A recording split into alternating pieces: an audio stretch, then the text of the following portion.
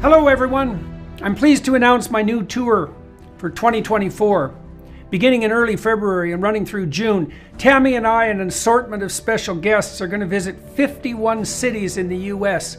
You can find out more information about this on my website, jordanbpeterson.com, as well as accessing all relevant ticketing information. I'm going to use the tour to walk through some of the ideas I've been working on in my forthcoming book, out November 2024, We Who Wrestle with God.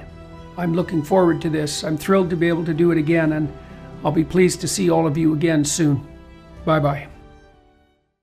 This rise of this managerial class, you see it in the deep state in the federal government. The people who are the political consultants populating the industrialization of our political politics, who are neither ordinary citizens in their own right, nor are they actual purposeful creators, but are the intermediating managers, right? That's what's sucking the lifeblood out of our culture and our country, and I would go so far as to say the modern West as we know it. And so is it possible to reform that beast? No. I think you have to slay that beast. Hello, everybody.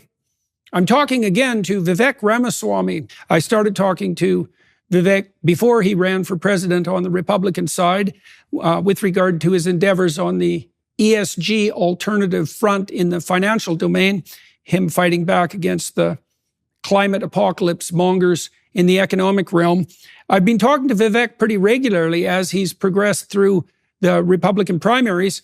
He's dropped his striving for the presidency, but established himself quite credibly as a candidate and is still active as a political voice.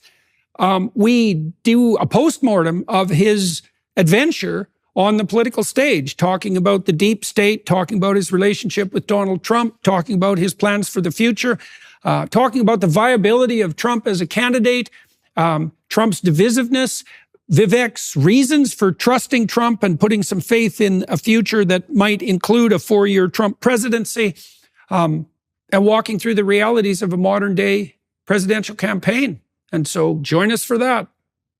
Hey, Vivek, thanks for coming on again. Some of the people watching and listening will know that we spoke, before you made your bid for the Republican leadership in the presidential race. We got to know each other before then, and then you've been kind enough to take us along on your journey, essentially, and we haven't done that for a while. Now, I know that part of your political adventure has come to a conclusion, but I think it would be very useful for everybody who's watching and listening to start from the beginning of your entry into the political domain, and then just to tell everybody as clearly as you can what happened to you and what you learned, and where you are now. So, yeah. I'm still processing that, and that's why I was looking forward to this conversation, because even though it's been a couple months, there's a whole ton of, transitional to normal life phase of this that I haven't had my own chance to process that, and hopefully this conversation is part of that for me. So you and I actually spoke before, and you were one of a small handful of people I actually spoke to as I was contemplating this offline, but we had spoken on air before. I was a businessman, and I consider myself a businessman now, and I'm thinking about what I'm going to do in the future, trying to drive change through the private sector. I founded a biotech company that challenged a lot of the way big pharma did business. I founded Strive to challenge the way BlackRock and the ESG promoting asset managers were functioning. And those were successes in their own right in different ways. But I realized the mother of the beast in each of those cases, and in so many other cases of problems I hadn't tackled, was the administrative state, was that fourth branch of government, the bureaucracy, the technocracy, the people who were never elected to run the government that were actually exercising political power. You could take the FDA as an example in the shadow of the pharmaceutical industry, which I had seen firsthand. And not only the illogical policies, if illogic were the only part of it, it would have been a technically solvable problem. It was a fundamentally political problem where people were exercising political power that they were never given. Same thing with respect to the EPA and the SEC in the case of the asset management industry. And so I came to the conclusion, look, life is short. One of the best pieces of advice I got as a younger man was it takes about as much effort and difficulty to do something small as it does to do something big. And I've found over the course of my career that that's been about true. I've done some smaller things. I've done some bigger things, both of which are important. but they take about the same effort if you're doing something well, whether it's something really small or something really large. The amount of individual effort you put in is about the same. And so, look, I said, what is the biggest possible impact I can have? If I'm willing to put all my effort into it, it might as well be the biggest possible impact of all. Let me lead the United States of America. Let me lead the United States of America to a rediscovery of our national ideals. Take on that administrative state, that fourth branch of government, dismantle it to revive, in many ways, the ideals of the American Revolution. I mean, that's what the American Revolution was about. In 1776, we said no to elite technocracy in the form of monarchy. It's a 1776 moment now. Young people did it back then. I was 37 years old when I declared, and most people said that's too young to run for president. The truth is, I found that as encouragement because our founding fathers, including Thomas Jefferson, were younger than me in many cases at the time they created the entire country. So that's where I was. I jumped off a cliff and didn't know what exactly was going to be my landing pad on the other side. Let's just say I learned a lot over the course of that last year. And, God's plan was revealed. I was not meant to be the next president of the United States, it seems. But it did take me on a journey that at least I learned a lot from, I took a lot away from, and hopefully sets me up to continue to have a big impact in other ways in the future. It just was originally my motivation. Now, a couple things I learned. I assumed that it was going to be a message that people were hungry for. I knew people were hungry for this message. I had written 3 books. I had traveled the country. I had been to most states in this union as a consequence of my business activities across the books I had written. And so I knew how people were responding to this message. I thought of running for president in part because many people on those book tours, tens, hundreds of people even who I didn't know, come and encourage me to run for U.S. president. I didn't have much of a doubt in my mind that that message was going to resonate with a lot of people. But what I naively assumed was that somehow that message was going to land on the ears of the millions of people who needed to hear it. And A, that they were going to hear it at all. And B, that when they did hear it, that was the only thing they were going to hear versus a lot of other messages about me that would permeate the system. And it turned out to be a much more challenging initial incline than I had envisioned. The first thing I noticed was we planned a big launch of the presidential campaign, a video. I had a Wall Street Journal op-ed, I'm not saying this to boast, but one of the things that I did was probably one of the most thorough policy vision rollouts of a presidential candidate on day one when they roll out their campaign. Thought I had done it the right way. We went pretty quickly. I only decided in January of 2023 to run. I declared by the end of February 2024. It was February 21st when I declared. And we had a big lead up to it. I think I had done everything exactly as I had planned to do, laid out the message about as well as I wanted to. And then I noticed that the world continued to proceed as though I had never launched my run for U.S. president, including even the political media that was covering the race.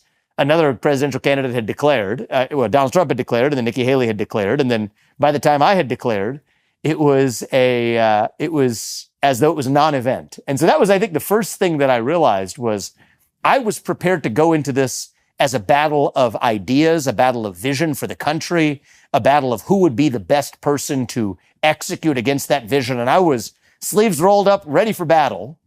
And then I realized that people didn't even view me as being in that battle, which ended up being the first battle of the campaign itself. The first 5 months was making the case not for my vision, not for my candidacy or my ability to execute, but for my ability to even be relevant in the first place.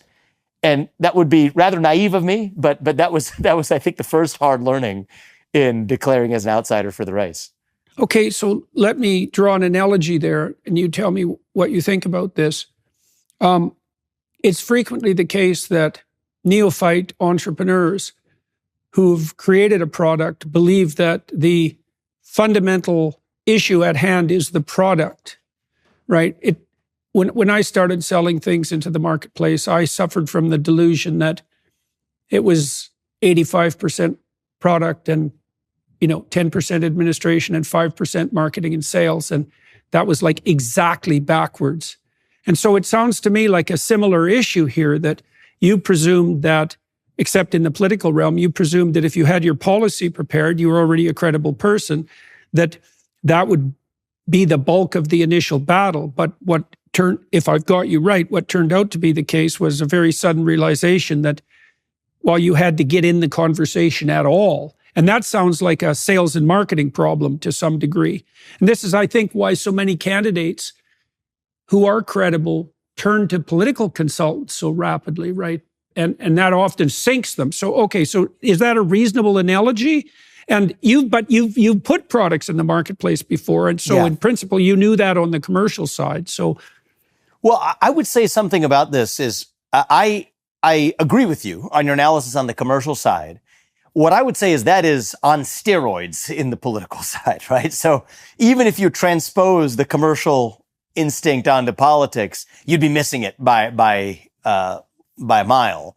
The other thing is I came from industries that were a little bit different. I haven't really been in a consumer products industry or in the media industry. I mean, the industry that I spent the most time in was developing drugs for diseases that pharma had ignored systematically. And that was an area where, look, it's a regulated process. I saw from a front row seat how broken institutions like the FDA really are. But it's not an area where if you're pre-commercial, and everything that I did was in the research and development phase, not in the commercial phase, as entrepreneurs go, I actually did not necessarily have that same experience as many consumer interfacing entrepreneurs. So that may be idiosyncratic to me. And then I would say even for consumer interfacing entrepreneurs, and Strive was a little bit closer to that because that's a fund management company that competes with BlackRock. I had some of that experience. It was nothing close to what the importance of that is in politics. It was all about, to call it sales and marketing in some ways undersells the problem. Because sales and marketing is once you're there, how much do you amplify how many people hear your message? Whereas for me at the early stages of the campaign, and as I think about the last year and even some of the things that later came back to become headwinds for me when I was a front running or whatever top 4, top 5 candidate, were actually the path to getting there sort of set me up for the difficulties that I had later on. But the first challenge was not even selling or marketing your message more effectively. It was literally like nobody would know that I was running for US president, even though I was running for US president. So it was just getting on the map or being heard in the first place.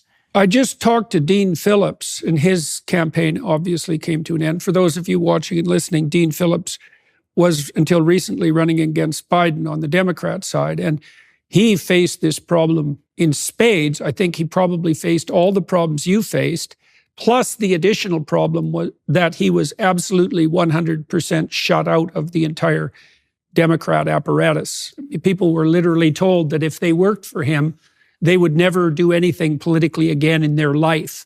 And then also he had to face the same reaction from the legacy media. And so he didn't get it. And I don't think that he was attuned well enough to the alternative media, let's say, the podcast crowd and all that, to capitalize on that quickly. Plus, they tend to tilt more in the classic liberal conservative direction anyways. Okay, so you had to face this problem of getting on the map at all. So how did that unfold? So one of the things I did, and this is where, I took good advice. You were one of the early people who offered a reflection on this. And, I said, what's the downside in trying it? Makes a lot of sense to me is if the traditional media is ignoring you, go to the non-traditional media as a way to reach the people. And so I adopted a strategy, let's call it a maxim, early in the campaign, which was the talk to everyone and anyone strategy. Okay? Left, right, center, cable news, non-cable news, print media, small-time media, local media, individuals walking on the street, recording it and putting it on social media. I wore, I'm wearing a little camera, or I'm wearing a little, a little microphone right now. I wore a microphone pretty much everywhere I went. We just clipped the conversations and put it out. Now, my social media following was a lot smaller than it ended up being at the end of the campaign, but still, that was just a way of putting out my message into the world. And what we started to notice was, most of those things would get relatively small reach, but in a few instances, there were a lot of interactions where people actually began to take interest, to say, wait a minute, that's an interaction of a kind that I haven't seen before. That's interesting to me. Some of them were not necessarily casting me in the most flattering light. I might not have looked good, right? Just even visually. The things that I would have said were sometimes a little bit unscripted, may not have been said as eloquently as I might have prepared for in a speech or a TV interview. But that was actually part of what made it appealing. And so that started to take off, I think, allowed the campaign. There were a couple moments, and then I got called. I happened to be in New York City, and they said, do you want to come on Don Lemon's show, right? Because many Republican candidates aren't going to go on there. So they thought they have a Republican candidate who's running. Why don't you go ahead and go on Don Lemon's show? We had a kind of interaction where this man went haywire. I had just given a speech at the NRA meeting, and he picked on one particular thing that I said, which is a fact of history, that Black Americans in the United States did not get to enjoy their civil rights until they actually had their Second Amendment rights. And the first anti-gun laws that were passed in the United States were designed to keep guns out of the hands of Black Americans. And that was part of a broader historical trend where even countries like China or Iran or other countries around the world that claim to offer the same Bill of Rights that the U.S. offers don't have a Second Amendment. And so Don Lemon, and the funny thing happened, actually, I thought this would be a bit of an aside, but I'll offer it. They said there was a list of topics. See, these are some of the tricks that the mainstream media plays. It was really interesting. There was a whole litany of topics. They said, this is what they would like to talk to you about. I forget what it was. It was something related to China policy, which, I believe that the U.S. needs to declare independence from China. They gave a couple of others, but I specifically remember that being one of them. And then you go on the set, and what do you know is they've pulled airlifted quotes from my speech at the NRA meeting with their own commentary as the wraparound, as the lead into the interview, when they have purposefully given me, it's not like they didn't think about it or they said, we're not going to tell you what we're going to talk about. They said, this is exactly what we're going to talk about, a litany for a relatively new presidential candidate, first time on their show. Here's a litany of what we're going to talk about. And it was not that that they decided to change topics in a spontaneous way. It was designed as a trap. And so in that case, anyway, I gave Don Lemon on air a history lesson, which caused him to, it ended up being a big favor for me on the campaign, lose his mind. The earpiece that he had in, he was screaming at the people who were the producers in his ears, saying it was distracting him as he was engaged in this debate with me. It was such an uncomfortable moment for everybody involved, including anybody watching it, that it ended up being, the New York Times reported the next couple of days later, the catalyst for Don Lemon actually getting fired by CNN. And so I had a few interactions like that started to kind of increase the steam behind people at least paying attention to my candidacy. And things went on from there. Did you know a baby's heart begins to beat at just 3 weeks? At 5 weeks, that heartbeat can be heard on ultrasound, and this can sometimes be their only defense in the womb. That's where Preborn steps in. Preborn rescues 200 babies every day from abortion simply by providing mothers with an ultrasound. After hearing her child's heartbeat and seeing its perfectly formed body in the womb, she is twice as likely to choose life. By 6 weeks, the baby's eyes are forming. By 10 weeks, a baby is able to suck his or her thumb. Preborn needs our help to save these precious lives. For just $28, you could be the difference between the life or death of a child. And if you become a monthly sponsor, you'll receive stories and ultrasound pictures of the lives you helped save. All gifts are tax-deductible and 100% of your donation goes towards saving babies. To donate, dial pound 250 and say the keyword baby. That's pound 250 baby. Or go to preborn.com/Jordan. That's preborn.com/Jordan. So let me ask you about that. So I want to know what other moments went viral, right? So that's a really interesting one, because there's two things about that I find particularly interesting. The first is the way that these mainstream legacy media journalists set up the people that they're interviewing. So the game seems to be, and this has happened to me many, many times, the game is very straightforward. The game is, we will poke and prod at you with ill-informed but provocative opinions, hoping that by being as annoying as possible, you'll say something fatally stupid, demolish your reputation online, and elevate my reputation, the journalist, as an investigator who can then walk away with, like, your scalp, so to speak, on his belt. Now, that's the kind of interview you face, where every single word the interviewer utters is a verbal trap. Okay, but my experience has been that if you keep your head during that interchange and you don't play the game, so you don't say anything stupid, you don't apologize, you don't get upset, that can turn viciously in your favor. And you Yes. said, okay, and so that's interesting. So I'd like to see your thoughts on that. And then I'd also like to know what other things you did in the alternative media and direct to consumer, direct to voter model that also went viral. You know, some of that's chance, right? If you put out 50 clips, you're going to get a Pareto distribution of effect. But did you start to see a pattern for the clips that you got? Okay, so let's unwrap that. Let's start with the gotcha journalism, first of all. Well, the gotcha journalism. So my strategy ended up being, and it wasn't really a strategy. I think it's sort of how I'm wired. First was to do exactly what you said, just rationally process exactly what they're telling you and respond rationally. As the person on the other side increasingly loses their mind because you're not doing what they expected or planned or set you up to do, which in turn, I think, makes them look, far more illogical as a consequence when they were actually taking the ruffian populist Republican to try to make fry of them. Even for their own audience, they end up looking like the less reasonable ones. So I went to the Breakfast Club, had a major viral exchange there where a woman, she was pressing me hard on the fact that I had only ever really had major accomplishments in the business world, that had never been in public service, with utter unawareness that the last, and I believe, successful president of the United States, Donald Trump, came with a very similar background. And I think she was frustrated that I wasn't falling into her traps. And then she ended up giving a soliloquy about her experience in 6th grade, where she put together a coalition for lunch money or something like this, which to her own audience, which is a largely left of center audience, broadly panned, saying that we don't want to really hear about your 6th grade experience. We understand that somebody who has accomplished things in the business world can at least have a legitimate case for having his ideas heard. This is coming from the left. Don Lemon's firing. I had an exchange with Chuck Todd where he said, how can you have the level of certainty that there are 2 genders? And I explained in the manner of somebody who happens to have a biology degree, which I don't usually like using.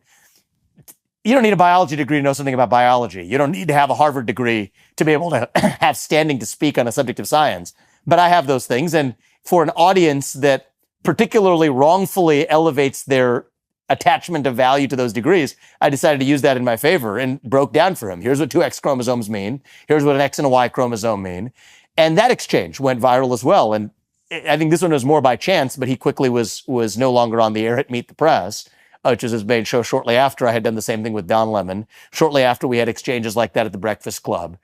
And then you think about the exchanges that I had on social media that ended up being the ones that really caught the public imagination were, again, interactions that I had in the field, let's call it, at the Iowa State Fair and other places where we had protesters or people who were purposefully trying to either disrupt my events, or others, I got to give them credit, who were respectful but sharply disagreed with what I had to say and approached me in one-off conversations that weren't performative, but they were real conversations, authentic conversations between people who deeply disagreed on subject matter. And so if I'm to put those together, both between the corporate media realm as well as in the let's just say, real world translated social media digital realm, that's the through line that I would draw, is the thing that really ended up creating not just one-off, but this ended up being a series of probably 3-4 months in there of repeated virality of interactions that were nothing more than the kind of interactions that I've been having for all of my adult life, which I enjoy, which I thrive on. You know, think about the people I went to school with at places like Harvard or Yale, predominantly had political views that were different from mine. I leaned libertarian. Most of them lean liberal. Some of them are even friends of mine and remain friends of mine to this day. Authentic, heated, but earnest exchanges. In some cases, the person on the other side wasn't necessarily authentic in their motives. Take the Don Lemon, but you treat them as though they are, and then they self-immolate in front of you. That ended up really lifting up the campaign. In this case now, far earlier than we expected, okay? Because when we saw me not lifting up off the ground, I think I calibrated myself to saying, okay, this is going to be a long haul. It's going to be only after the debates begin, and let me at least try to qualify for those debates. Let me at least make that table stakes that I would qualify for the debates. And then after that, it would be a steady build up. Instead, something started happening where when I took the talk to everyone strategy, left-wing media, right-wing media, corporate media, podcasts, and interactions, we actually saw a pickup that was then far earlier than I expected after I had recalibrated my own expectations. And that created new problems of its own, actually. So what started happening was, this is in advance of the first Republican debate, I started really surging in the polls in a way that nobody expected. You're talking about just 4 months before the media would not give me the light of day. And many people had no idea I was running for president when I was running for president in the month of March. Now we're talking about July, early August.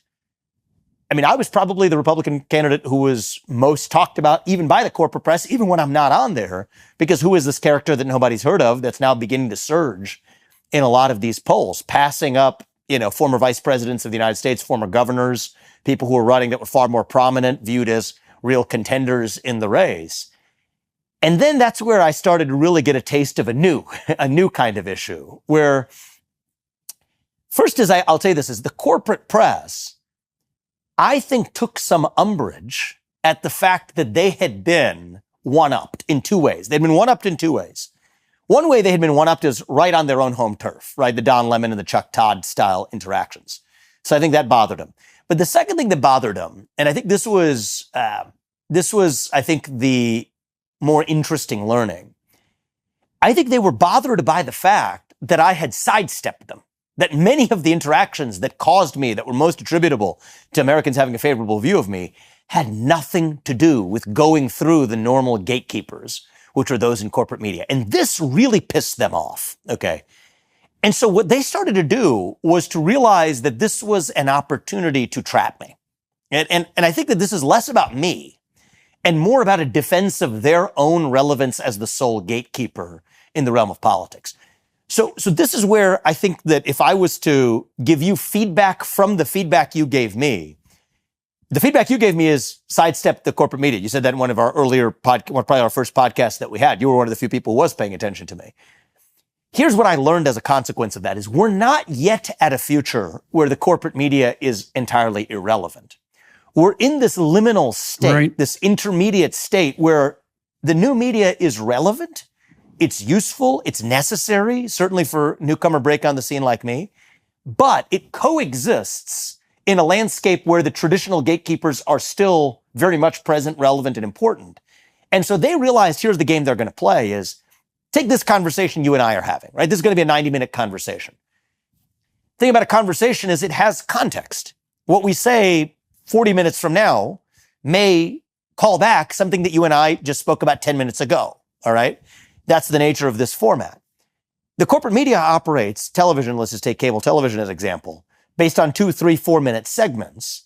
And so there started to be a really interesting thing that started to happen in July and August is by then there's a whole body of probably tens, hundreds of podcasts like this that I had done, where what they were able to do was to then helicopter, airlift something that came out of a conversation that had context attached to it, right? An hour, sometimes 2 hours worth of context around a statement, but to airlift that and to put that on air in a way that was cast in a completely different context than what it was intended in the context of a 2-hour conversation. And it wasn't that they were just punishing me. What they were doing in the process was creating a disincentive for anybody else to actually participate in those longer form conversations. Because the message is, if you do that, do it at your own peril because you will be punished. Unless you do it the standard way where you script it, you don't go through exactly what the traditional assembly line is for political communication, and you're going to do it through the format that we have control over, or else we will punish the defector. And that's what they began to do. So in August, in the lead up to the first debate, and this was somewhat damaging to me, and it created a bit of a theme that the other candidates pounced on and exploited as a theme. Well, I'll tell you, the surprising thing that happened at the first debate was, remember, my whole thing was in March, make the debate stage.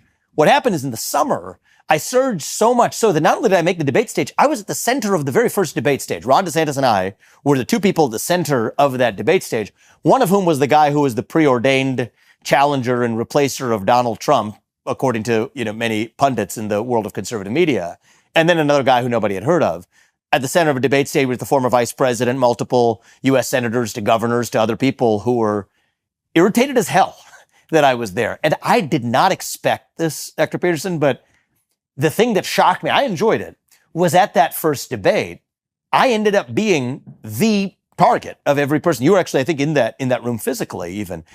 And that was interesting to me. But in the lead up to that is what really gave them the ammo. And this is where I wasn't strategizing at all. At that point, I was just still continuing my talk to everyone strategy. I'll talk to everybody. I'll talk unfiltered, etc. there was a reporter from The Atlantic. This is a funny story. I haven't really gone into depth on this, but I should. There's a reporter from The Atlantic who has been really asking, The Atlantic has been asking to do a detailed embedded profile of us. My team, and I think maybe they were a little bit shrewder than me on this, said, well, we want to be careful about this. I said, what the hell? Let him in. We're talk to everybody strategy. We've committed to something, stick to it, practice what we preach. So he came to Columbus, Ohio, and then he was going to come on a private flight to whatever campaign stops we were making, culminating the lead up to the first debate. And there was something funny about this guy. I forget his name, okay? But the first thing he says, it's weird. It's like bizarre. He has a very mild-mannered affect. And he goes out of his way to say multiple times, I have a stutter. I was like, okay, I don't care if you have a stutter. I mean, it doesn't matter to me. But he went out of his way for me to understand that he had a stutter. And he told my wife and everybody else he met, apologizing profusely, I have a stutter, so don't mind me on this. My wife has a wisdom that I don't, but she said, just be careful about this guy because of that fact, right? It's not that he had a stutter. It's that he went out of his way to point that fact out to us. That she says, I think he's looking to potentially exploit you. Just be careful with him. I didn't take it one way or another. She, it ended up being a Kaiser Sose kind of character is what for those of you who know the movie reference there.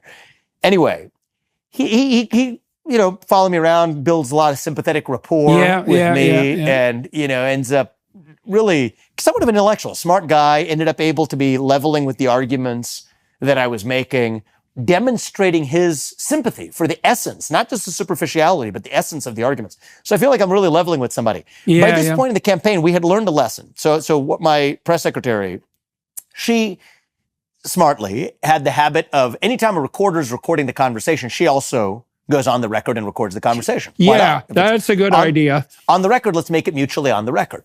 Now, she has worked 24/7 for a lot of the campaign.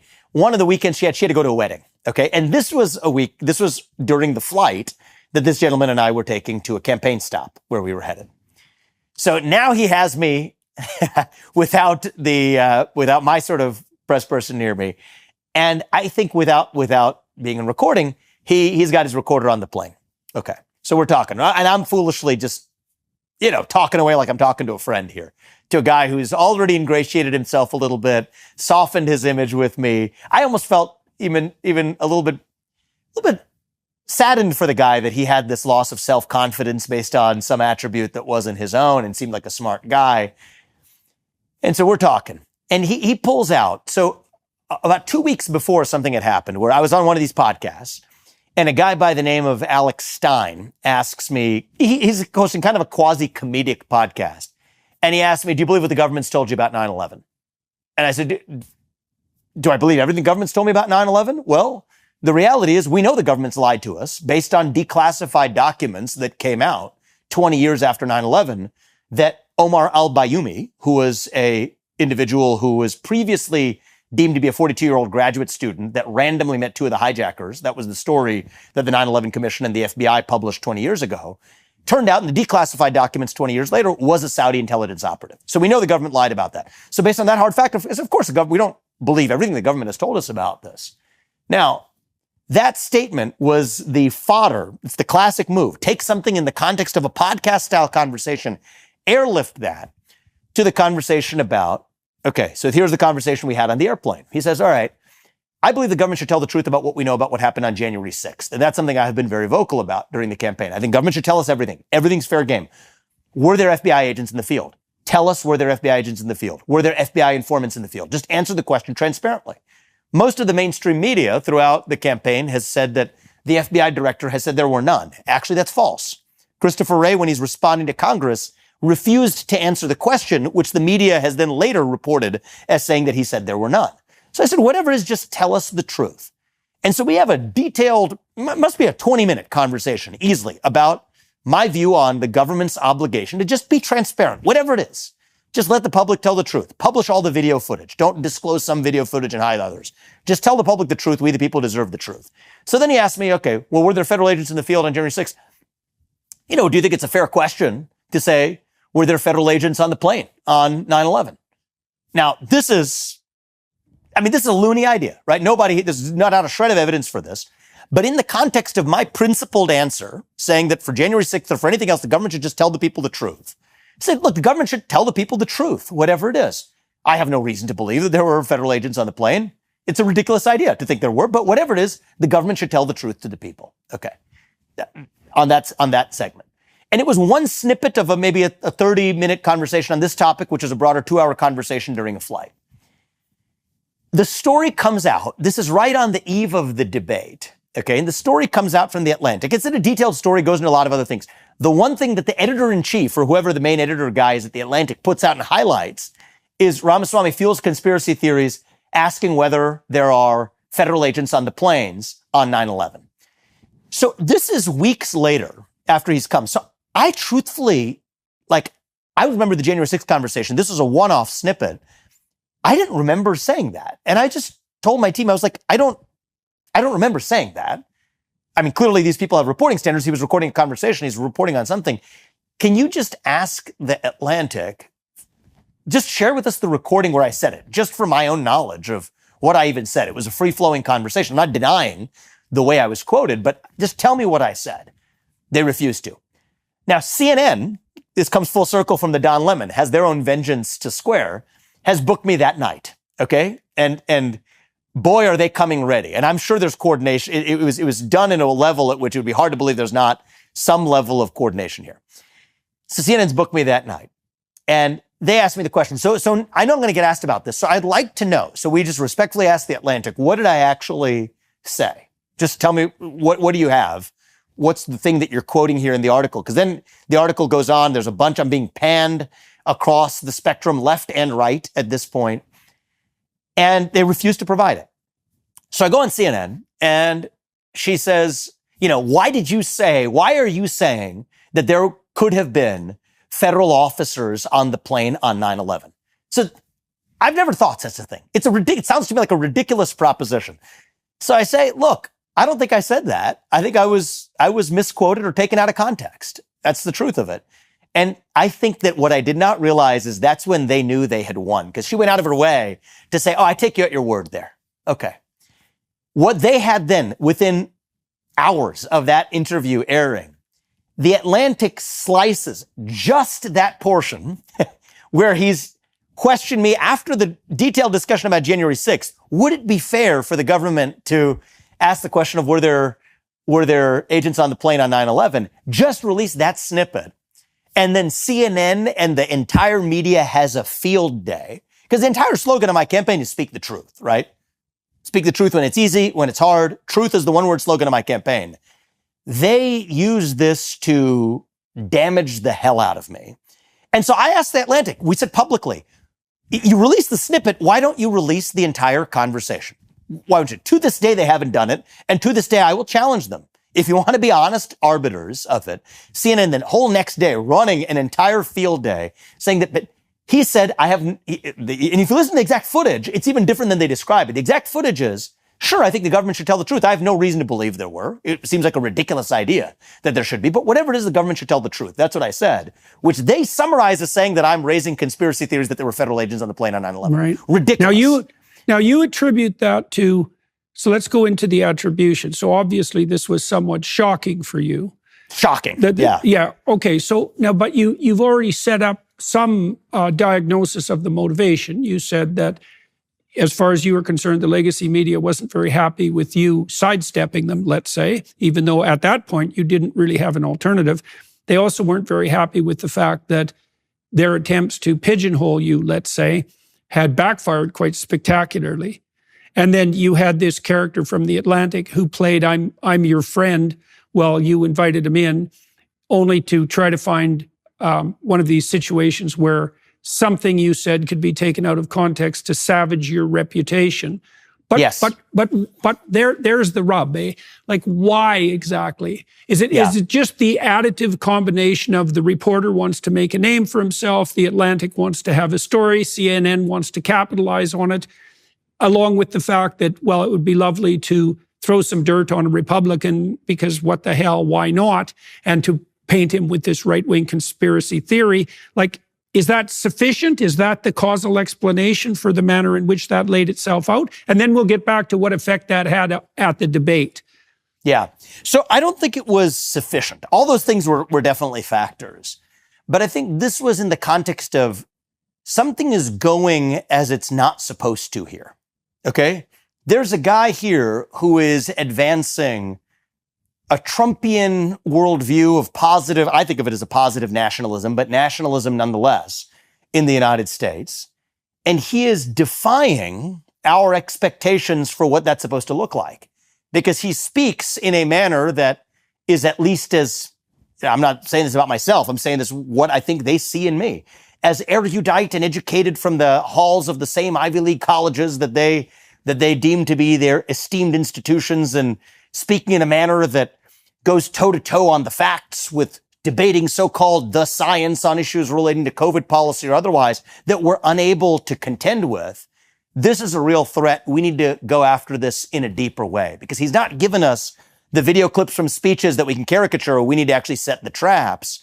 And this needs to be quashed. It needs to be quashed now. And by the way, this social media thing that's sidestepping us, to hell with that. That's creating the disinformation. That's creating the alternative, the misinformation that allows candidates like this to rise. It is our job and our social responsibility as a media institution to extinguish that possibility.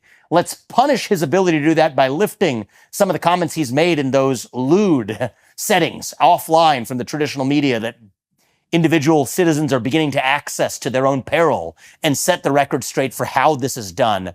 We're the people who vet, who actually become serious presidential candidates. When he's a non-serious contender, who cares?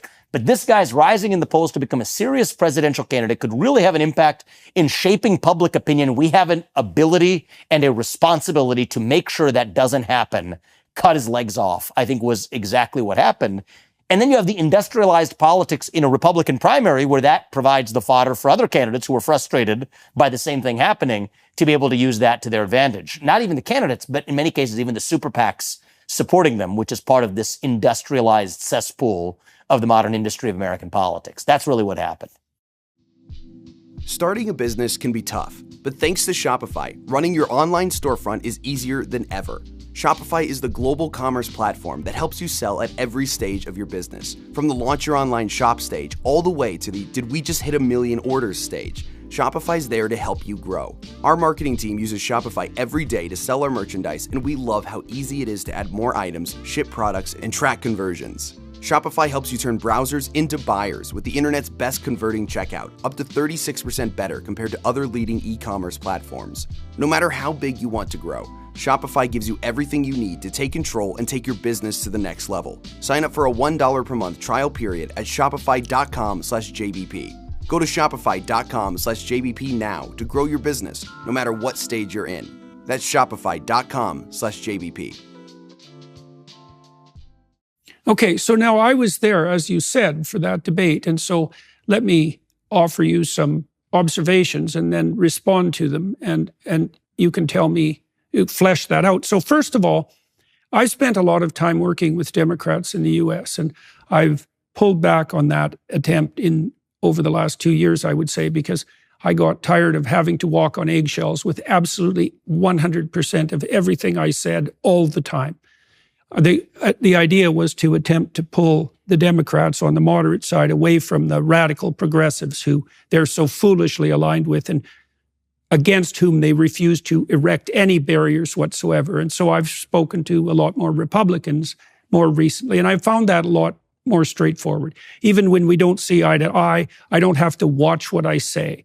And there's almost always a genuine exchange of information. Now, when I went down to, where was the debate? Where was it held?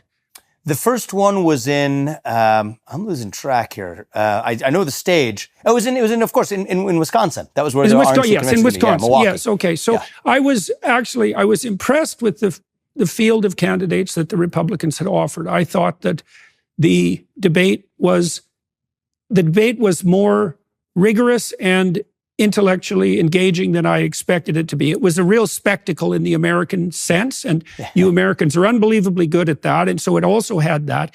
But then it was interesting watching you, because what I saw was that first of all, you were a focus of attention for the rest of the candidates. Not the only one, but certainly a focus of attention. I think it does reflect what you just described. And you also elicited more positive and more negative response from the audience than any of the other candidates, right? And so I'm interested in the personal element of that. I'm not exactly sure what it was like for you to be on the stage with these political heavyweights, comparative political heavyweights, let's say, and holding your own. It wasn't much before that where it was not written in stone that you were even going to be part of the debate. So this is very new for you. So what did you think of the other people who you shared the stage with? What do you think you did well, and what do you think you did well, and what would have you liked to have improved with regard to your performance for that particular event? Yeah, so I'm still reflecting on a lot of this, and I haven't landed on firm conclusions yet, but I can tell you, some maybe half-baked, or some inchoate reflections here, okay? I went into that feeling a great sense of liberation and fun. That was my strategy, okay? And we even put a fine point on that. I was playing hours of tennis and working out, and we put out some videos on social media, almost mocking the process, to be honest with you. It was a little smug of me to do it. I have to admit that. But it was a smugness that I kind of acquired as a little bit of a defense mechanism against what was already a poisonous system by that point, right? You have a media that systematically ignored me, and then finding my way to prominence nonetheless with the actual voters, sidestepping the media, which is no easy thing to do, systematically punished the super PACs of the other candidates in the lead up to that presidential debate. I mean, you had, I'm not picking on anybody here, but you take Nikki Haley, Mike Pence, all of their political consultants, Ron DeSantis' machine, basically every other one, this is all public record, were in the lead up to the debate, online and otherwise, issuing directed criticisms towards me, foregrounding what was coming on the debate stage. And so I kind of entered the moment with, and I don't hold that against the other candidates, just how this game is played, but I entered that stage with the feeling of somewhat of a sense of disdain for the process, the industrialization of this, and what I saw were the products of it, which were in many cases other professional politicians. I had a sense of disdain. Mm-hmm. I also had a and sense you pointed to the fact that some of that might have been defensive. I because think so. I think so, yeah, right? Because I think... Okay, well, it's very interesting, because that's a common defensive reaction, but it definitely has dangers, especially when you're engaged in the process, right? I mean, totally. It's a weird thing because you're part of it, clearly part of it, and then you can see where it goes sideways, and you have to criticize where it goes sideways, but you're in the game, and so you can't be contemptuous of it, because what the hell are you doing in the game if you're contemptuous of it? So that's right. a real... It had layers of paradox to it. So even in the lead up to the debate, as others were attacking me, my mode was, let me not just attack them in the lead up to the debate, but let me in as, I would say it was pretty condescending manner, putting out, here's my debate prep. And I put out a shirtless video of me playing tennis. We're working out. We're doing all kinds of fun things, and kind of saying, one of these is not like the others. And it had a certain contempt to it. I'll admit that. It had a contemptuous tenor to that heading into the debate, which of course only threw fuel on the fire and the irritation of the existing system, and to some extent the other candidates as well. So let me get to the debate stage. That might have also accounted for the, of course, expanded emotional response, because when you said positive things, the crowd was very enthusiastic. But I suspect, now that you've told me this, I suspect that the more exaggerated negative response was probably a crowd reaction to that leaking in of disdain. Yes, absolutely. And I'm, we're being pretty unfiltered here, but I think that it's a good thing for people to be able to see behind the curtain a little bit definitely. Of what is otherwise a shrouded process. So anyway, we start the debate, and I'm going in that night. I'm not one to be naturally prepped in this setting. And so there was some minimal amount of prep that I did, which felt very unnatural to me. And so the day of, I just made a decision. I'm going to have fun. I'm going to have fun one way or another.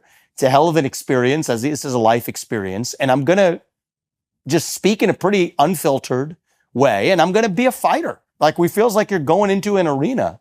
You're going to have a fight, roll up your sleeves, and a little bit of a gladiator spirit, having fun when you're going in there. Don't play with kid gloves.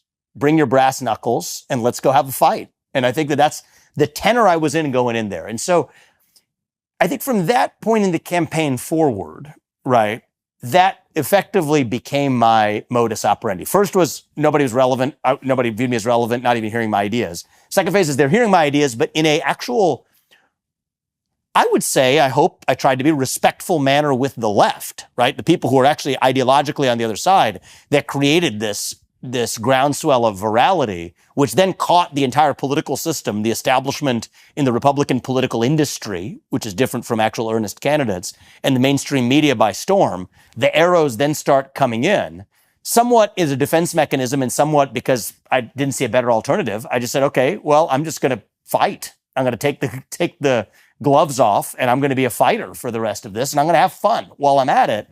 Ended up being my attitude going into that first debate. And what we saw, and I think that was basically the tenor from there for the second half of the race, was me being somebody who was, I didn't proactively hit anybody who hadn't hit me, but my rule from then on was, if you're going to hit me, because it had just begun to, I wasn't relevant. Now it's relevant, but the relevance came in the form of being hit. Whoever it is, Republican, Democrat, media, I don't care. If you hit me, I'm going to hit you back 10 times harder, and I'm going to be unsparing about it. And that's what effectively that first debate ended up being. It's what most of the remaining debates ended up being. It won me a lot of fans. I will say the fans who loved me for doing it still ended up voting for who they saw the ultimate fighter of all, which was Donald Trump. But they loved me as their second choice. And I think in many of the polls, what we saw by the end was the second choice ranking to Donald Trump. I'd be number one in the rest of the field. But that still left me with only 8% of the vote in Iowa, 7.8% of the vote in Iowa. But it did actually probably lose me a lot of other supporters from the remainder who actually, once they were finally hearing my ideas, which keep in mind for the first half of the race, they hadn't by definition. Once they really heard my ideas, they were actually prepared to latch onto that, but were put off by the pugnacious way that I handled the way that I was getting hit. And so that's the real story of the reflection. As I said, it's still not, I'm still in the process of reflecting on much of what happened last year. There's the first kind of conversation like this that I've had reflecting on it. But I think that's effectively what happened is I was unconstrained. I was a fighter, and I'm proud of being a fighter. I think we need a fighter who leads for the country, but I think we need more than that too. And I believe I bring more than that. But the formats that I was given in that latter half of the race allowed for people to see that I am a fighter, and that I am, and I'm proud of it, and I won't apologize for it.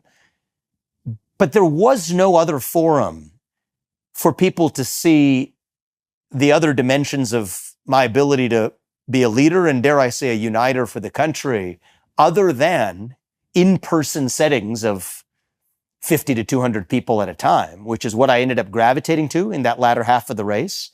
In those final months of the race, I ended up doing, hundreds of events in Iowa, which was the experience of a lifetime, by the way. I mean, this was really probably some of the most emotionally challenging and testing period I've been through, where I'm not approaching these with canned lines, right? I'm treating each interaction with somebody at a pizza ranch in Iowa as though it's the first time I'm answering that question. That was the standard I held myself to. So every day you're waking up at 7 a.m., in some cases, 11 events over the course of a day. You'd be going to bed at midnight, the next day do it again. Did more events in Iowa than the rest of the field combined. I ended up resorting to that because that was a setting in which, for the people who saw me there, which ended up being a tiny portion of the electorate, I think the feedback I would get, right, because we would do photo lines whenever there was an opportunity, I would stay till the very last person had left. The number one piece of feedback I heard, and I didn't know how to take this, was, you're really different than what I thought of you coming out of the debates. And not everyone meant it in a bad way or a good way, but it was just genuinely fascinating to people that, okay, like this is a different side of you that I did not see when I saw you at the debates. And I think most people meant it in the sense that the people who were in those rooms say, I wasn't necessarily thinking about voting for you. I was intrigued based on what I saw in the debates. I wanted to meet you. I didn't think I was going to vote for you, but I'm going to vote for you now. The issue is you're talking about a few thousand people max that you touch that way, right? If you're just talking about individual events of 50 to 100 people at a time. And that just wasn't enough to win an election that's mostly decided by people who are accessing their information in ways other than showing up in the middle of a blizzard or a winter at a pizza ranch in Iowa. And so that was, in a nutshell, I think a summary of the trajectory of the year and some of the things I learned in the process. And, there's a million small things I probably would do differently if given the opportunity again. It's the first time, of course, I would have expected that. And it is the case that there are a million small things I would have done differently. But in a big picture sense, am I grateful that I ran and took the risk and bore the cost, financial and non-financial, associated with doing it? Yes, I am. It brought our family closer together. It's probably one of the most important things that I did is, so you were one of the few people I talked to before I ran. One of the people I talked to also before I ran for genuine advice when I was thinking through, I was inclined to do it, but I wasn't certain yet. I was actually talking to Tucker Carlson beforehand, and he gave me probably the two simple best pieces of advice. He didn't have much by way of advice, but he had two pieces of advice that were gold.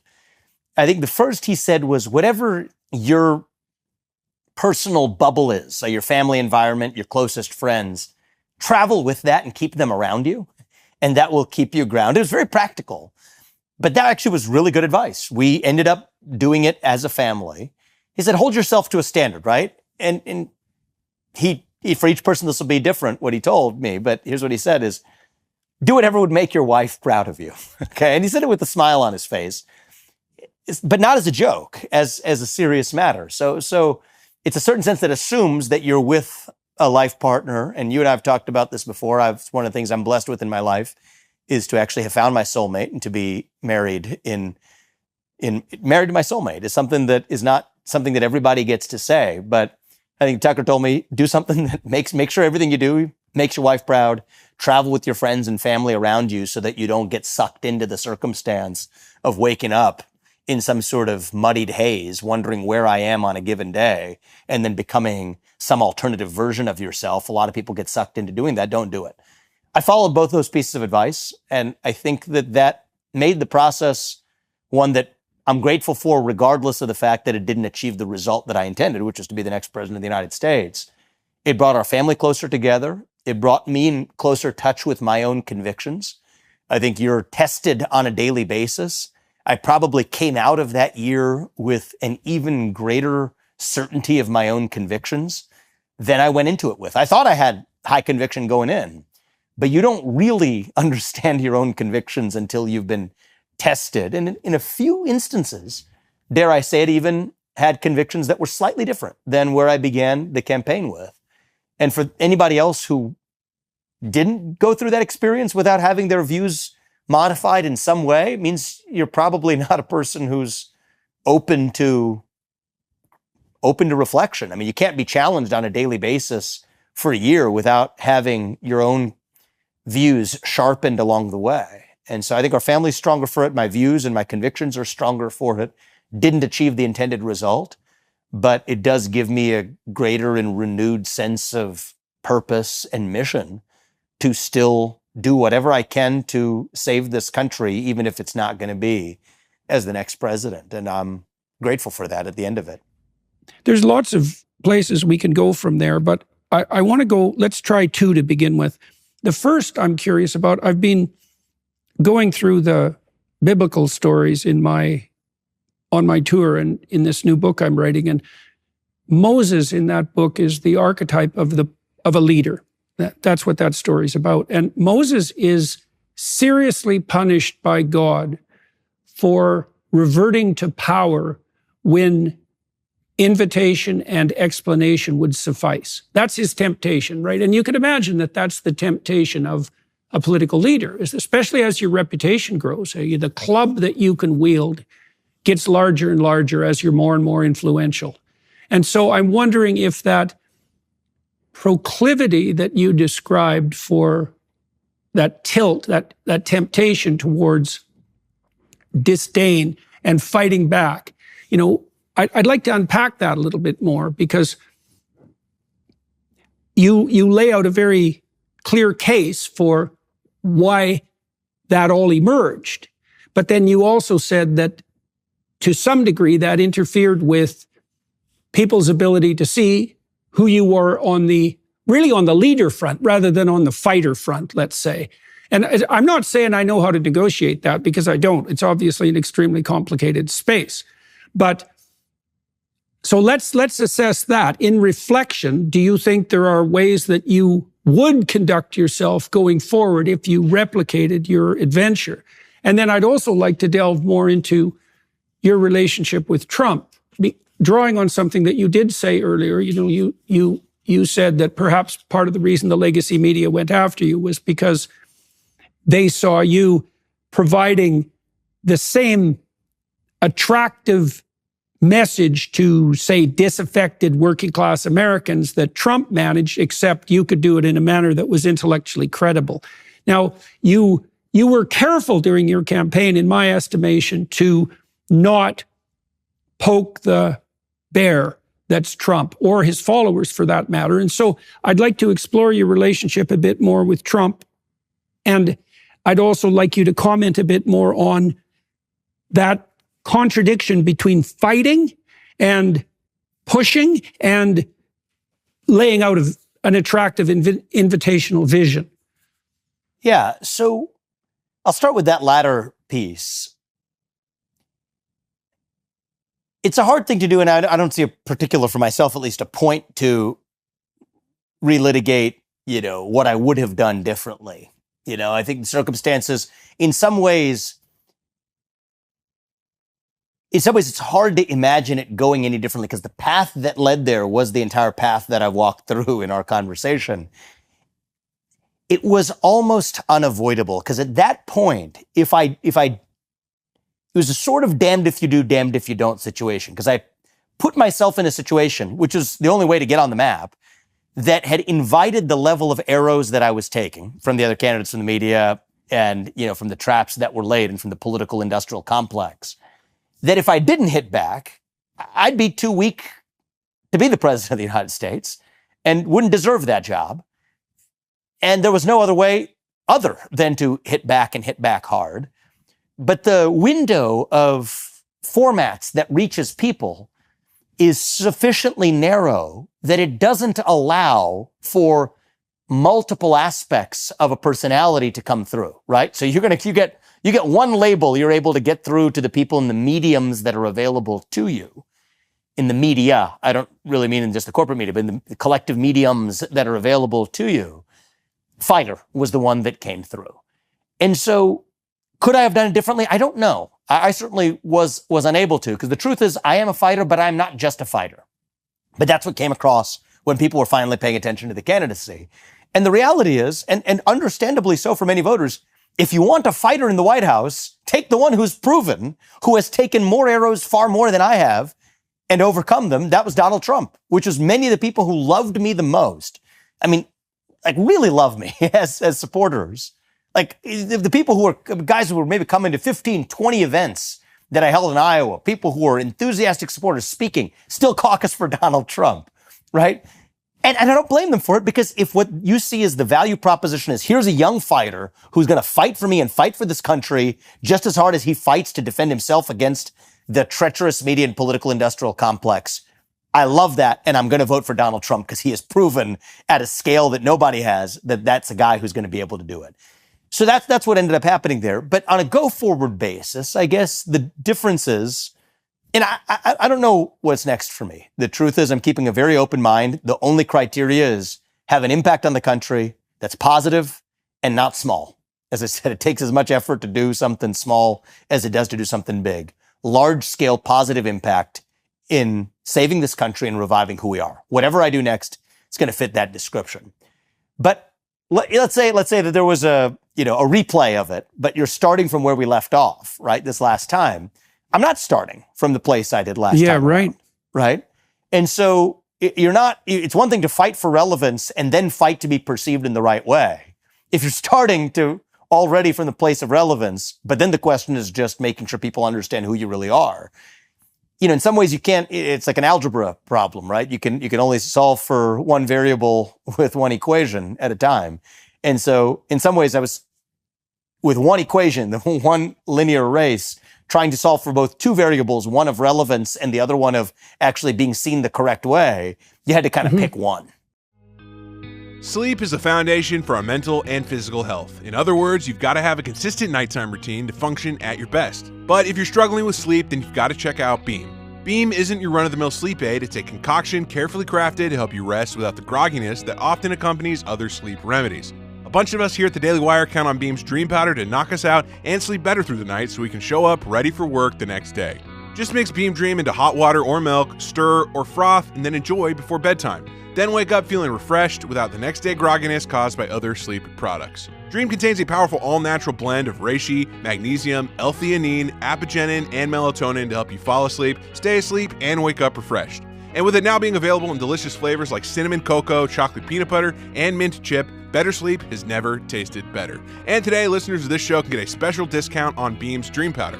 Get up to 40% off for a limited time when you go to shopbeam.com/Peterson and use code Peterson at checkout. That's shopbeam.com/Peterson and use code Peterson for up to 40% off. Mm-hmm. Well, look, you did put yourself on the map. That was a success. And you're not very old. And there's no reason from a bird's eye view to assume that this is your kick at the can.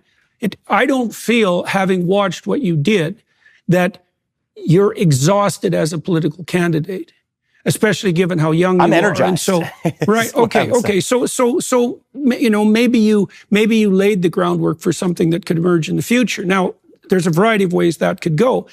Everyone can see that you've had a fair bit of interaction with Trump after your run for presidency, came to its end.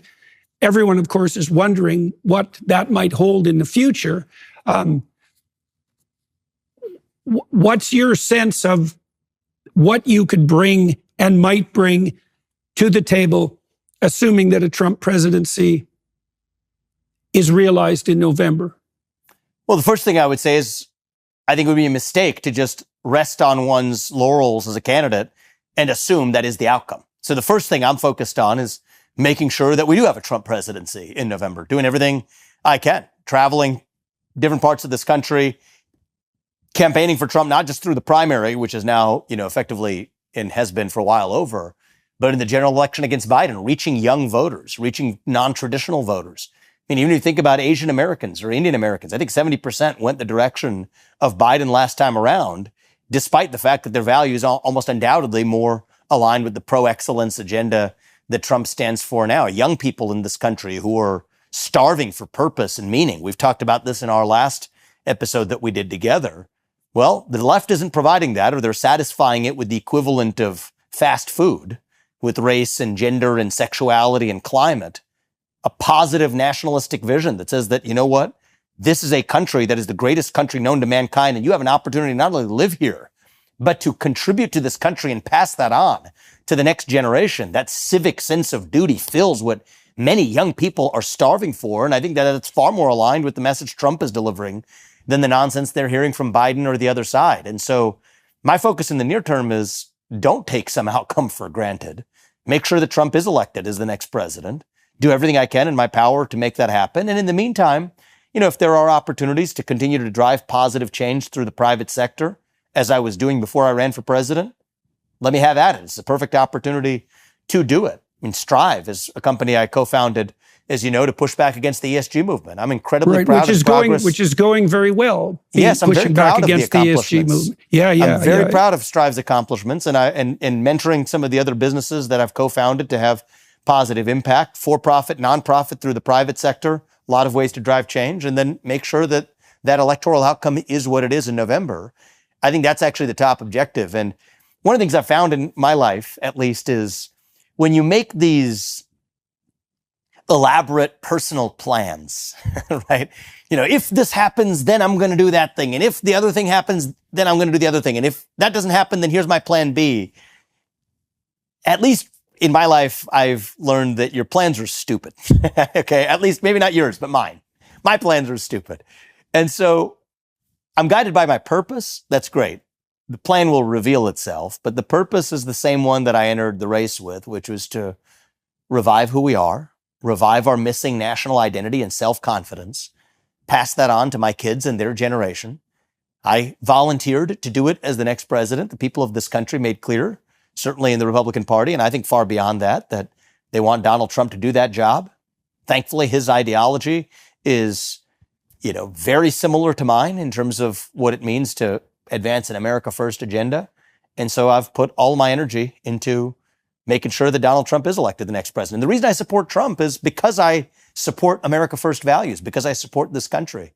It's not the other way around. But that's, I think, the reason most people who support Trump feel that way. And I view it the same way, is we're going to do whatever we can to revive our country. The number one most impactful thing we can do is have a U.S. president that shuts down and eviscerates much of that managerial bureaucracy in the federal government, that revives our sense of national pride, does some basic things that Americans across the political spectrum agree on, from shutting the border to growing the economy. I clearly believe that Donald Trump is the man to get that job done, and I'm going to make sure that he succeeds at it. Okay, so your next plan is to continue the campaign. And now you made reference back to the way we started our conversation, and so let's pursue that a little bit. I'd like to know more about what you now know or believe you know about the political industrial complex, right? I mean, you said that you got into the race to begin with because you were concerned about the proliferation of something like a mid-level tyranny, right? Which I think is something that we're seeing all around the world. It's a collusion between mid-level state actors. They're usually not elected. They don't have to face the electorate. They're not on the hook for their own economic survival because they're paid bureaucrats. They've extended their domains radically at every level of political organization. And I think part of the reason that the MAGA types who are firmly behind Trump are behind Trump is because they feel in their bones that Trump is enough of a bull in the china shop to actually pose a challenge to that system. So I would like, and the example of the current Argentinian president keeps popping into the back of my mind because he's doing the kind of radical cuts in Argentina that Musk did, for example, at Twitter.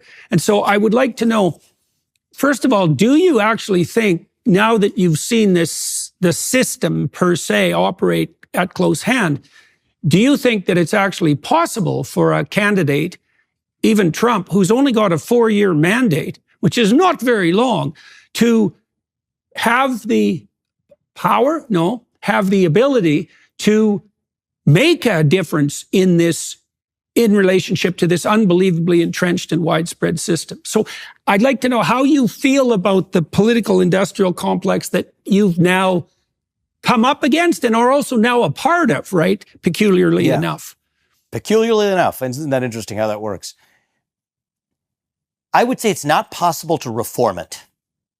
It is possible to decimate it, okay? I think, and that's what it's going to require. This rise of this managerial class, you see it in the deep state in the federal government, or the fourth branch of government, the unelected bureaucrats who are you see it in the exercising, universities. But you right. but exactly, it's not just in the deep state. It's in the managerial class, the associate dean of God knows what, the ambassador or undersecretary to something or other, the people who are sitting professionally on a board of directors, the people who are the political consultants populating the industrialization of our political politics. It's a horizontal managerial class who are neither ordinary citizens in their own right, nor are they actual purposeful creators who are able to create something of inherent value, but are the intermediating managers, right? That's what's sucking the lifeblood out of our culture and our country, and I would go so far as to say the modern West as we know it. And so is it possible to reform that beast? No. I think you have to slay that beast. And I think it is possible for a chief executive. You could take it of a university, you could take it of the country, of the executive branch of the United States of America, of a company. You could go one by one, but for a strong chief executive who is at least on paper vested with the authority to run an organization, to take what's on that piece of paper and actualize it to actually run that organization. And the system isn't set up for it. It isn't set up for a political candidate to really run their campaign. It's done by the industrialized machine around them. It isn't set up for the chief executive of the executive branch, the president of the United States, to run that executive branch or that bureaucracy. It's not naturally set up that way. And it's not set up for the president of a university to run the endless committees of associate deans. It's the committee class that permeates each of these institutions, even for large Fortune 500 companies. You might have HR heads who are exercising greater hiring policy decisions than the CEO. So that's not the default, but it takes the kind of executive who will overcome that activation energy to say, I'm going to break that system anyway. I'm not going to fall for the siren song of saying that I can reform it. Reform isn't possible. But will I take the risk, and it is a risk, and there will be costs to it, of saying I'm not bringing some sort of chisel. I'm bringing a chainsaw, a jackhammer to the whole thing, raising it to the ground, burning it, and then burning the ashes. And then start with a blank slate and build anew if I have to. And so the answer to your question is yes, but that's what it'll take. I watched what Musk did with Twitter with great interest. And I've watched a number of leaders at a variety of corporations do something similar and revitalize their respective companies. You know, it's often a lengthy process, and you have to be a very particular sort of person to do it. And I think people hope that Trump can do it. But here's a danger that I see even in what you just said. I understand your concern, and I'm very sympathetic to it. I know that since time immemorial, the evil brother of the rightful king has posed a archetypal threat to the integrity of the state, abetted by the blindness of the king, right? And that the archetypal story is that descends into stasis and then chaos. And I feel that everyone feels that that's what's happening. But there's another phenomenon that emerges when all that occurs, and that phenomenon has been symbolized as the dragon that eats its own tail. That's the symbol of chaos. That's Ouroboros. And the fervor with which you just described that potentially destructive process, the reason I'm pointing out at that symbol is because there's an element of it that's similar to what the radicals on the left say, you know, that everything has to be burned to the ground, that it has to be decimated, that we have to start anew. And I can see the critical conservatives and libertarians such as yourself inadvertently, accidentally in some ways, and even inevitably adopting the same dire prognosis, right? So what's the difference between your view of creative destruction, let's say? This is a very hard question. What's the difference between your view of creative destruction and the leftist view that our institutions are terminally corrupt, that we have to raise them to the ground and start anew? Sure. So I think that there is a different vision of what you create to fill the vacuum.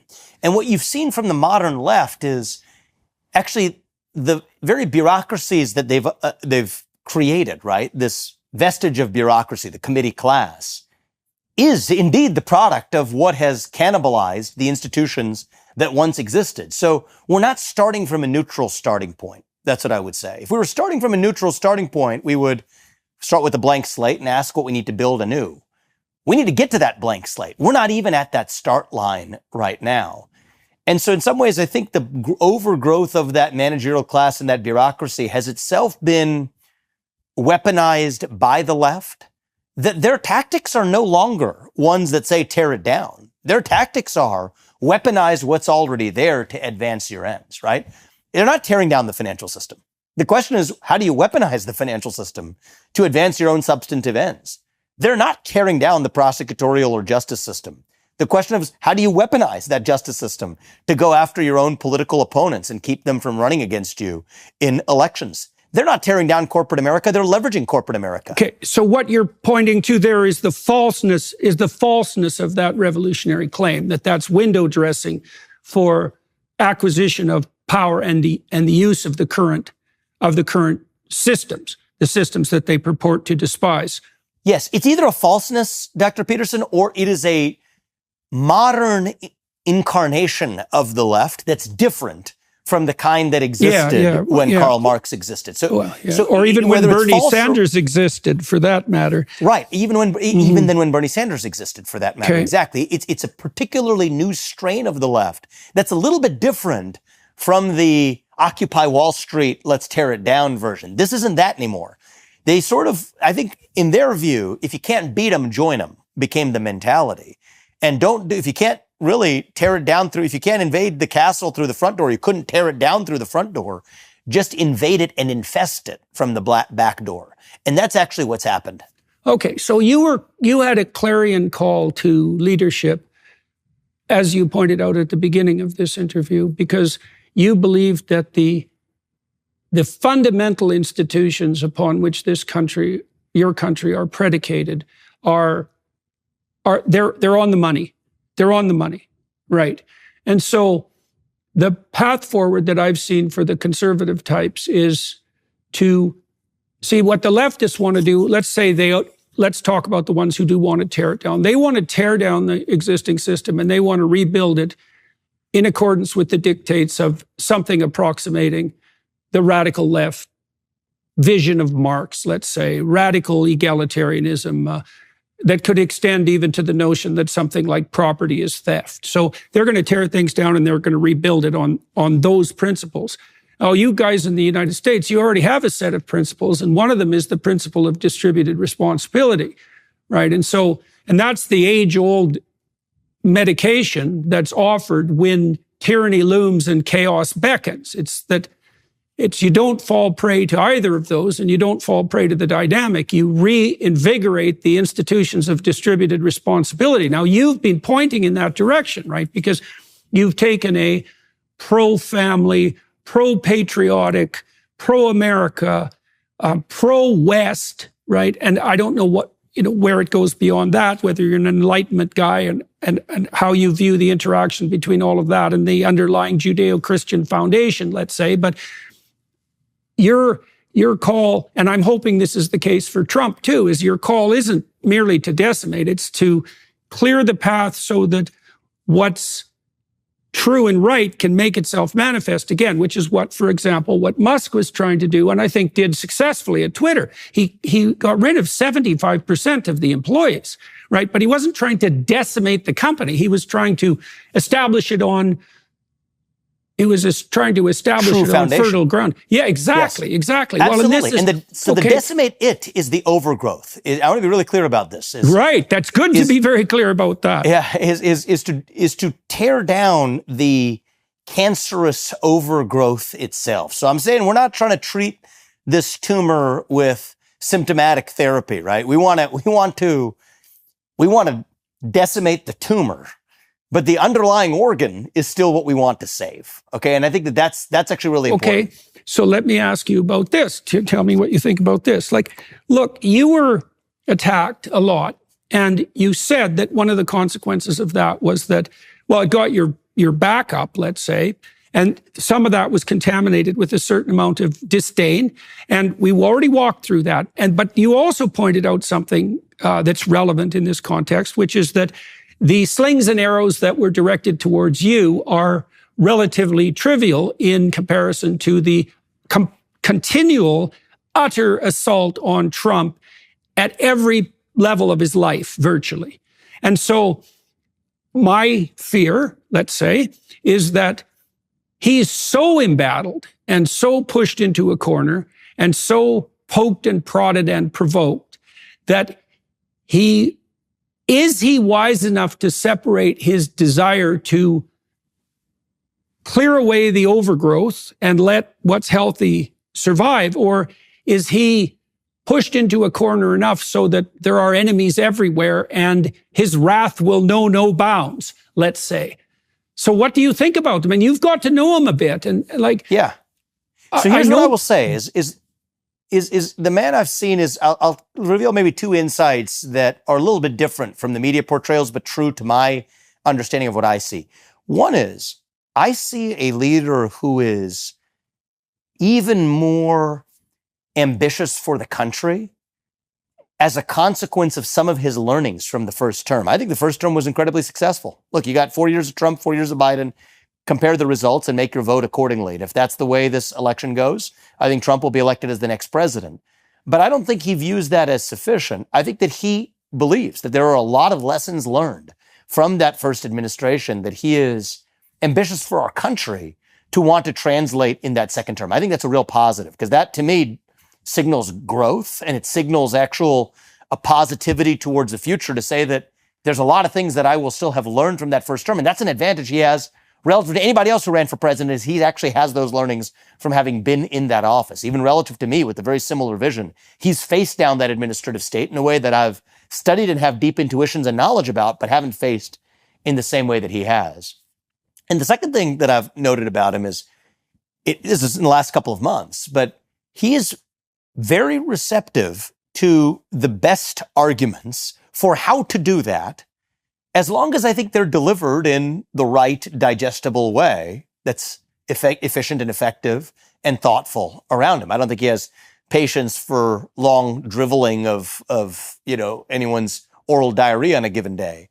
But if delivered in a pointed way, I think that he is actually very open-minded to adopting ideas that weren't necessarily part of his agenda previously, but if they're aligned with the actual vision and there are ways of specific policies or specific actions to take that help advance the right America First vision for the country, he's actually very receptive to that. And the media portrays him as some sort of dogmatic, single-minded man. That's not what I see, actually. I see a leader who actually cares about the country, who wants the best and brightest to give him and arm him with the tools he needs to turn that vision into reality. I mean, this is one publicly reported example, so I'll feel free to talk about it. I want to be respectful of the conversations I've had with him separately, but since this was publicly reported, I can speak to it. I was backstage with him in New Hampshire. This is after I dropped out and endorsed him. And we spoke about the perils of a central bank digital currency. And you and I may have talked about this on other occasions. I trust that you're familiar with some of those perils coming from the Canadian side of this. Yeah. I'm plenty familiar with them. All right. Yes. Yeah. So what I admired about Donald Trump is he had, on one hand, an intellectual humility about him. He didn't try to pretend to do what I know many politicians would try to recite some talking points they briefly memorized without understanding what the actual thing was. He has the self-confidence to say, well, tell me about what that is and tell me about why it's bad. Well, great. That's actually an honest conversation to get to, here's what it is. Here's why it's bad. And then he also asked the further question of, well, then why are the advocates in favor of it, right? Understand the best argument for the other side. It's not just, okay, this is what I'm supposed to say, so let me digest it. What is the argument for the other side? So we went through that. And he didn't immediately adopt it, right? He asked a couple of other people for their views, went on stage that night, didn't talk about it that night. But a few nights later, we're in New Hampshire, and lo and behold, and he didn't talk to me about this beforehand, he comes out in his speech. He references my conversation with me backstage in his speech to the audience from a few nights before, and says, I will tell you tonight that I am against a central bank digital currency, and here's why. And the audience cheered. And he had his own conviction in why he was offering it for something that even a matter of days before, and it wasn't flippant. He took a couple of days. He understood the best arguments for the other side. He consulted other people as well in the process, and then came to a decisive answer. That, to me, is a mark of a leader that isn't just behaving in a reactionary response, which is what your concern was as expressed, but somebody who is able to think through the right arguments to make sure the right policies are actually advancing the agenda rather than just reflecting whatever direction the winds of temper are blowing on a given day. And I think that's really encouraging. It encourages me, and I think it should encourage every American, and certainly every person who's voting for Donald Trump, or every person who's open to voting for Donald Trump, to know that that's actually what I think they're going to get. And I do think it's going to take a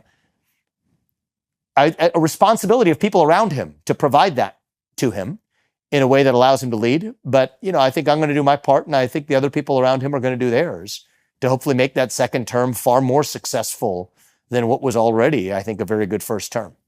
Okay, so let me close with one final question.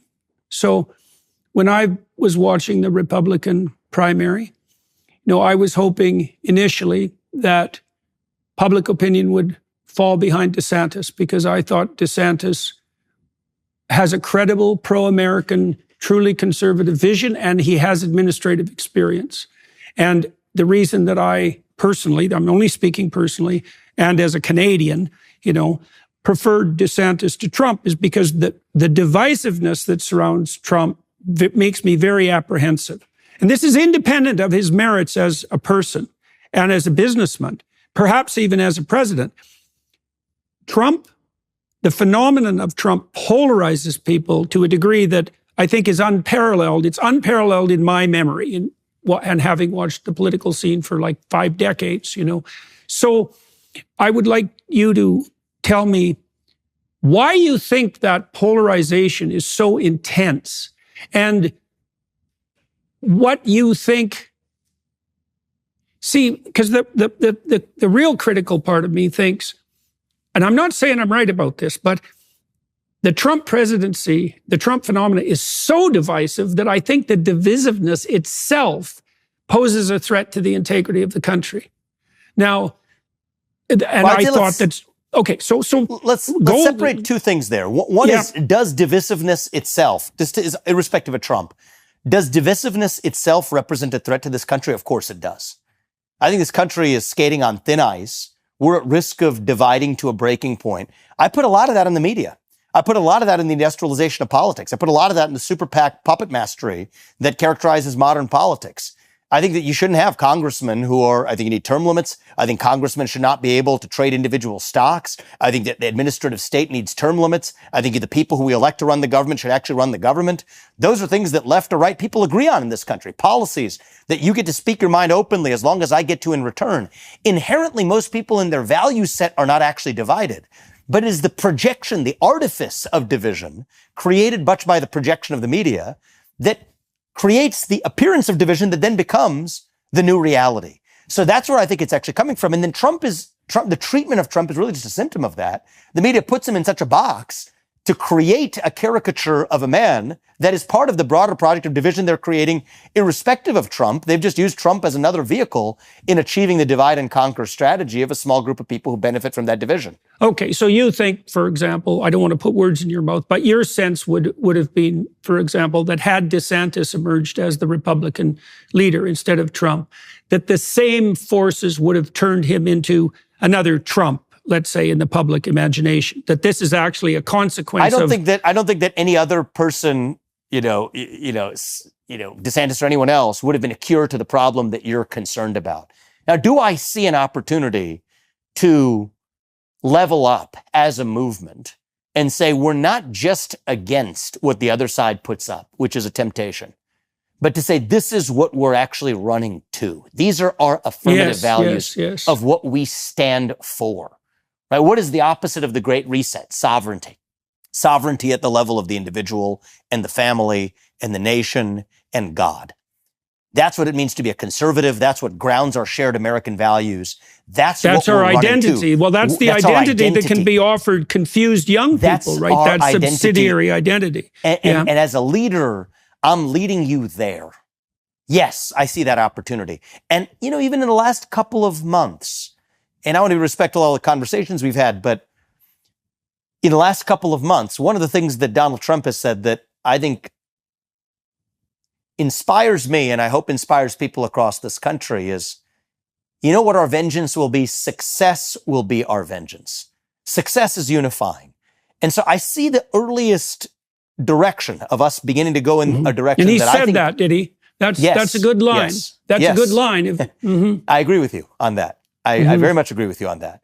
And I think that is a unifying message. Success is unifying. And as he said it, success is our vengeance. Well, that's the vengeance that you Americans took against the Soviet Union.